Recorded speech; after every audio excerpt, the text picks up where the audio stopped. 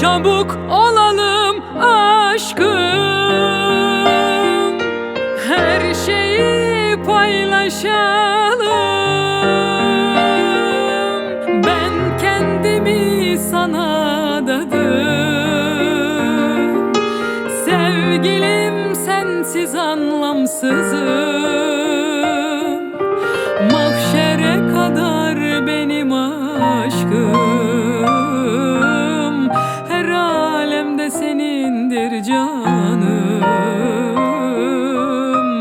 Nereye istersen sür köle diye, sensiz ölürüm cennette. Seni seven kalbim sana deli oluyor, anlasana. Sana dayanamıyorum, inan ki sensiz mutlu olamıyorum. Seni seven kalbim sana deli oluyor, anlasana. Sana dayanamıyorum, inan ki sensiz mutlu olamıyorum.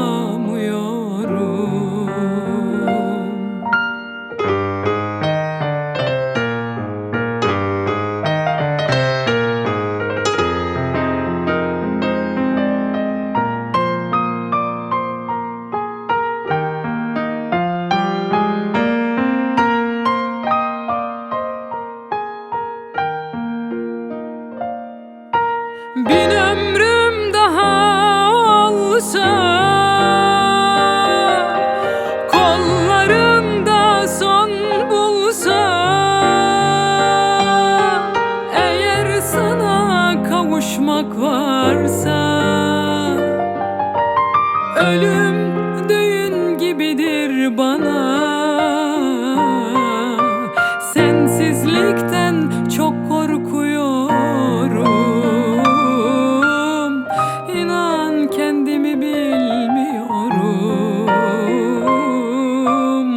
Önce Allah, sonra sen benim için, o bilir nasıl sevdi.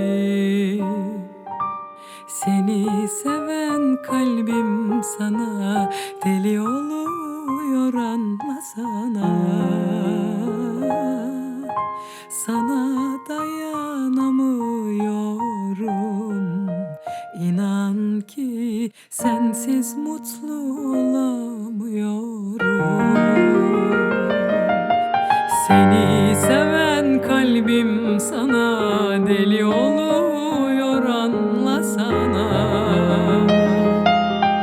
Sana dayanamıyorum, inan ki